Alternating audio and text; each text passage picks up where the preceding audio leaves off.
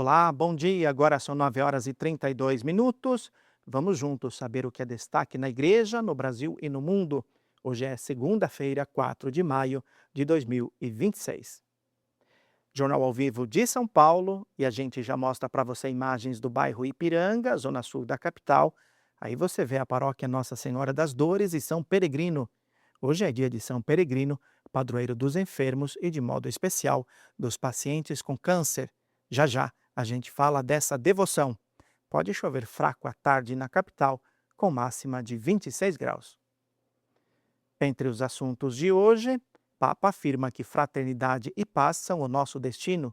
A Assembleia da Canção Nova elege novo Conselho Geral da Comunidade e governo lança programa para reduzir endividamento das famílias.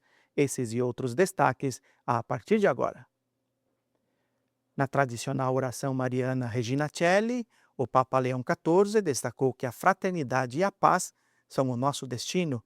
No fim de semana, o Santo Padre também ordenou 4 novos bispos para a Diocese de Roma.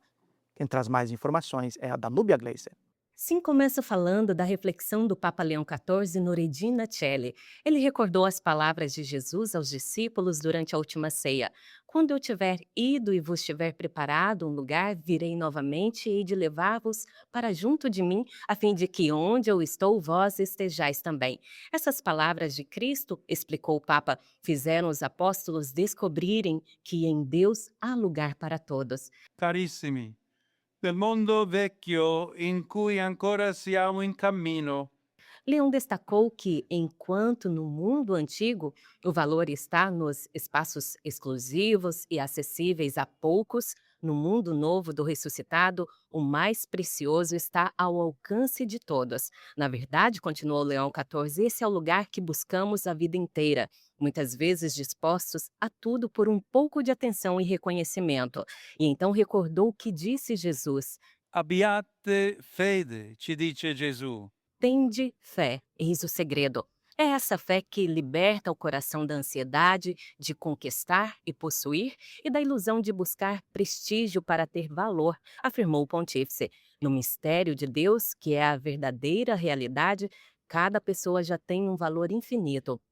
Por fim, recordou ser o início do mês de maio e convidou a todos a pedirem a intercessão de Maria e a oração do terço. Leão XIV mencionou o Dia Mundial da Liberdade de Imprensa e alertou que esse direito é muitas vezes violado. Recordou os inúmeros jornalistas e repórteres vítimas das guerras e da violência. No sábado à tarde, na Basílica de São João de Latrão, o Papa ordenou 4 novos bispos auxiliares da Diocese de Roma. Em sua homilia, convocou-os a serem pastores de rua e a terem as periferias materiais e existenciais em seus corações. Exortou-os a não se contentarem com privilégios, nem a buscarem os primeiros lugares pela lógica mundana, mas a serem testemunhas de Cristo. Por fim, desejou que os pobres de Roma, os peregrinos e os visitantes de todas as partes do mundo encontrem nos habitantes desta cidade, nas suas instituições e nos seus pastores, a maternidade face autêntica da Igreja. Quella maternità che è il volto autentico della Chiesa. De Roma, Danúbia Gleiser para o Canção Nova Notícias, edição da manhã. Obrigado, Danúbia. Com mais de 80 milhões de brasileiros endividados, o governo lança hoje o novo Desenrola Brasil e 25 milhões de contribuintes ainda não entregaram a declaração do imposto de renda. Francisco Coelho. Sidney, o novo programa do governo para reduzir o nível de endividamento dos brasileiros será lançado hoje. Uma medida provisória vai ser publicada com os detalhes. Em pronunciamento na TV, o presidente Lula afirmou que poderão ser renegociadas dívidas com cartão de crédito, cheque especial, crédito rotativo, crédito pessoal e com o FIES. Os devedores vão poder utilizar parte do FGTS para pagar os débitos com descontos de 30% a 90%. O economista Jadson Xavier avalia o programa. O programa Desenrola Brasil, ele traz boas perspectivas para as famílias brasileiras no médio e longo prazo. No curto prazo vai ser bom para a renegociação, para que as famílias saiam do alto índice, dos juros altos, né, que está assim, do alto índice de superendividamento que tem no país no momento. Então, a possibilidade de taxas de juros atrativas e a utilização da FGTS para quitar dívidas é muito interessante, entendeu? Porque ele pode trazer um retorno para o sono tranquilo para a população. Para a economia, em termos de médio e longo prazo, você vai ter uma nova classe para se endividar novamente. Então, as pessoas vão poder utilizar, agora em contar com o nome limbo, para comprar bens, serviços, produtos, né? Então, isso que vai estimular a economia no médio e longo prazo. Entretanto, esse é um problema que não vai ser resolvido com o programa Desenrola, porque o problema do superendividamento no Brasil é um problema estrutural, não conjuntural. Esse programa é simplesmente mais um paliativo, novamente um novo paliativo que não vai resolver o problema do superendividamento brasileiro. E a Receita Federal informou que mais de 25 milhões de contribuintes ainda não fizeram a declaração do imposto de renda. O prazo para o envio das informações termina no dia 29 de maio. Até ontem, mais de 18 milhões de pessoas já tinham feito a declaração. Quem recebeu rendimentos tributáveis acima de R$ 35.584 em 2025 precisa declarar o imposto de renda. Quem não fizer pode ficar com o CPF irregular e pagar multas. A Receita espera receber mais de 44 milhões de declarações até o fim de maio. O envio das informações pode ser feito pelo site gov.br/Receita Federal. Eu volto com vocês nos estúdios em São Paulo e desejo a todos uma excelente e abençoada semana. Obrigado, Francisco. Hoje a igreja recorda São Peregrino, santo invocado como padroeiro dos pacientes com câncer. A repórter Aline Mércio está em uma paróquia que propaga essa devoção aqui em São Paulo. Aline. Exatamente, Sidney. A paróquia Nossa Senhora das Dores e São Peregrino fica aqui no bairro do Ipiranga. E a gente vai conhecer um pouquinho mais desse santo com o pároco, Frei Gilson Freitas. Frei, o que a gente pode aprender com a história de São Peregrino? Então, São Peregrino, ele foi um jovem rebelde, ele fazia parte do grupo dos gibelinos, que era contrário ao Papa, ele era favorável ao imperador. Algo começou a transformar dentro de Peregrino. Ele era um jovem não frequentador, né, não participava, porque ele era contrário ao Papa, né? E nisso algo começou a surgir dentro dele, a ponto dele recorrer à igreja, e começou a ir à igreja e se questionar, até que um dia a Nossa Senhora lhe apareceu e disse: tu és peregrino e peregrino és de fato, assim o serás. Deves ir à igreja, a Siena, no convento dos servos de Maria, e lá conversar com os frades e pedir, pois eu o quero como meu servo, né? E assim ele foi até Siena, e lá conversando com os frades então se reuniram e acolheram Peregrino por ver isso a mão de Deus. Peregrino foi esse jovem que foi se deixando ser trabalhado ao longo de sua vida, e aos 60 anos ele tem uma gangrena na perna, que é diagnosticada como câncer, na época uma gangrena. O médico iria amputar a sua perna. E Peregrino dirige-se à sala capitular, onde os frades faziam a reunião, e diante de uma cruz, uma pintura que ainda está lá até os dias de hoje, ele faz a sua oração de abnegação, de acolhimento e aceitação daquilo que fosse a vontade do Senhor. Em meio à sua dor e o seu cansaço, ele adormece. Porém, algo acontece nesse momento em que ele sente que Cristo toca na sua perna. E quando, ao amanhecer, o médico vem com todas as ferramentas, né, cirúrgicas para retirar a sua perna, encontra a perna totalmente curada, né? Isso foi aos 60 anos.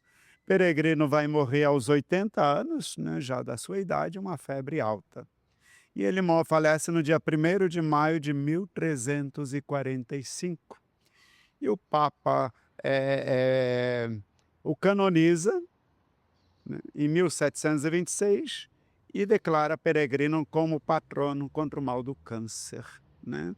E estamos fazendo esse ano 300 anos de canonização de São Peregrino. Todos que frequentarem nossa igreja, confessarem, comungarem, rezarem pelas intenções do Santo Padre, o Papa, e com a reta intenção de não cometer mais o pecado, né, alcançará a indulgência plenária, que é a restauração total dos seus pecados, né? Muito obrigada, Frei. Quem quiser participar hoje, dia de São Peregrino, tem missa aqui daqui a pouquinho às 10 horas da manhã e ainda tem às 3 horas da tarde e às 7h30 da noite. A paróquia fica na rua Tabor, número 283, no bairro do Ipiranga, em São Paulo. Voltamos aos estúdios. Obrigado, Aline.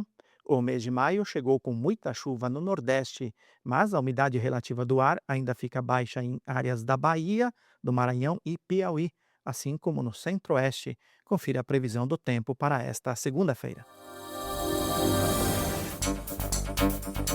No sul chove forte em Santa Catarina e no Paraná, principalmente em áreas do sudoeste e interior do estado. No Rio Grande do Sul, o ar frio deixa o tempo firme. No sudeste, uma frente fria provoca chuva no Espírito Santo e no nordeste e leste de Minas Gerais. Em São Paulo, pode chover forte no litoral e tem chuva moderada na região metropolitana. No interior do Rio de Janeiro, chove fraco. No centro-oeste, chove à tarde, no noroeste de Mato Grosso. Nas demais áreas, tempo estável, calor e ar seco, com baixa umidade relativa do ar. No norte, chove agora de manhã no Amazonas, Pará, Amapá e em Roraima. À tarde, a chuva ganha força e há risco de temporais para a região, com exceção do Acre, Rondônia e sul do Tocantins, onde faz calor e tempo firme. E no Nordeste, pode ter chuva forte no litoral norte, entre São Luís e Natal. Ao longo do dia, chove também no Maranhão, norte do Piauí, Ceará, Rio Grande do Norte, Paraíba, Sergipe e Bahia. Nestes dois estados, a chuva será persistente. E as fortes chuvas dos últimos dias deixaram milhares de pessoas fora de casa em Pernambuco, Paraíba e também no Rio Grande do Sul. Em Pernambuco, 9.500 pessoas estão desabrigadas ou desalojadas, de acordo com o último balanço da Defesa Civil. 6 pessoas perderam a vida em decorrência da chuva desde a última quinta-feira. O governo pernambucano decretou situação de emergência em 27 municípios. Recife, Olinda e Jaboatão dos Guararapes estão entre os mais afetados. Bombeiros e Defesa Civil realizaram mais de 800 ações de resgate. 30 abrigos foram disponibilizados para acolher os atingidos. Na Paraíba, os temporais provocaram a morte de 2 pessoas e mais de 500 estão desabrigadas. Também no Rio Grande do Sul, 4 pessoas perderam a vida e 22 municípios relatam danos por causa da chuva. No próximo bloco, saiba quem são os membros eleitos para o Conselho Geral da Canção Nova e as palavras do novo presidente da comunidade. A gente vai para um breve intervalo e voltamos já já.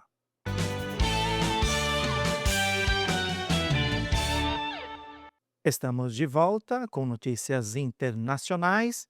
Tensões no Estreito de Hormuz estão entre os principais destaques de hoje. Vídeos feitos a partir de Omã mostram navios ao redor do Estreito de Hormuz nesta segunda-feira. O Irã alertou as forças americanas para não entrarem no estreito depois do presidente Donald Trump ter dito que guiaria navios presos para fora da região, sem dar detalhes do plano para libertar as embarcações e seus tripulantes, confinados desde o início dos conflitos. O Comando Unificado do Irã ordenou que navios comerciais e petroleiros não se movessem sem que fossem coordenados pelas Forças Armadas iranianas. O porta-voz do Ministério das Relações Exteriores do Irã, Ismail Baghai, disse hoje que os Estados Unidos devem evitar uma linguagem ameaçadora contra Teherã. Também nesta segunda-feira, os Estados Unidos retiraram 22 tripulantes de um navio porta-containers iraniano apreendido pelo Paquistão. As pessoas serão entregues às autoridades do Irã, segundo informações do Ministério das Relações Exteriores do Paquistão. O navio será devolvido a seus proprietários no território do Paquistão. De acordo com os Estados Unidos, os tripulantes não obedeceram às advertências feitas durante o período de 6 horas e o navio violou o bloqueio americano. Terminou neste fim de semana a Assembleia Geral da Canção Nova, que elegeu os novos membros do Conselho Geral da Comunidade pelos próximos 5 anos. Quem conta pra gente os detalhes é o repórter Emerson Tersigni. Estamos aqui em Lavrinhas, no interior de São Paulo, casa de formação da Canção Nova.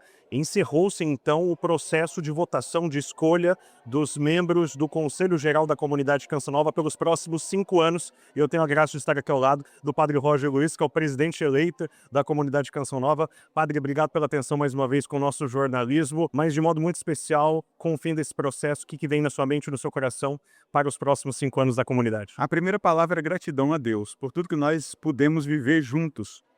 Maturidade, comunhão, unidade e principalmente abertura ao Espírito Santo. Foi isso que nós vivemos aqui. Isso é falar de sinodalidade, aquilo que é o que tem movido a igreja nesse tempo. Nós vivemos essa experiência sinodal, né, de escutar.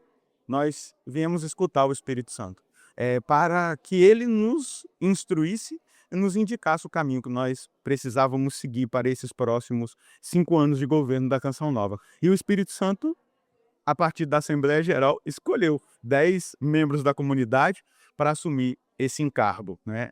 Deus me escolheu para ser presidente nesse período, e eu digo para todos vocês que foi uma experiência para cada um de nós que fomos eleitos, mas para toda a Assembleia, da assistência do Espírito Santo, do amor fraterno, da comunhão, mas principalmente da força do carisma Canção Nova, da maturidade do carisma Canção Nova. É ver o crescimento dessa obra, mas principalmente é uma obra que cresce dentro da igreja, que tem eclesialidade. Nós tivemos aqui os bispos que passaram. No primeiro dia, o nosso bispo, Dom Joaquim Vladimir.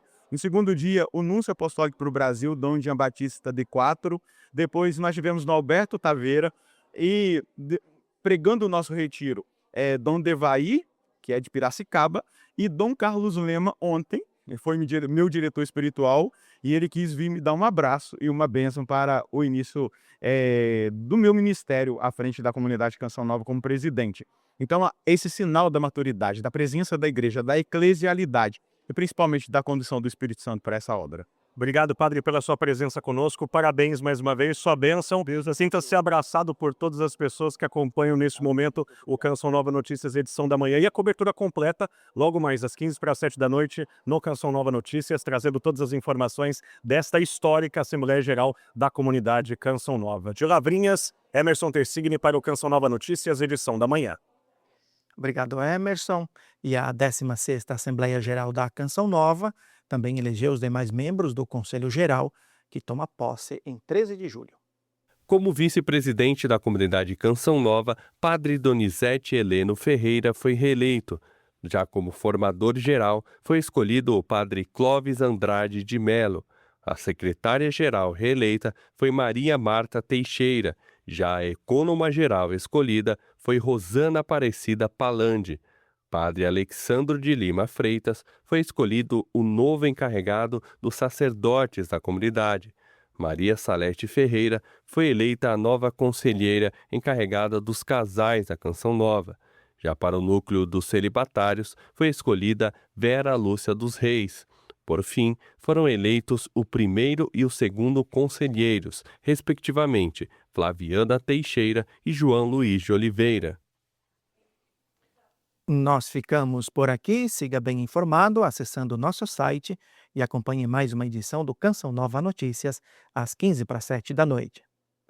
Obrigado pela companhia. A gente encerra com imagens do Vaticano, deixando você mais perto do Papa.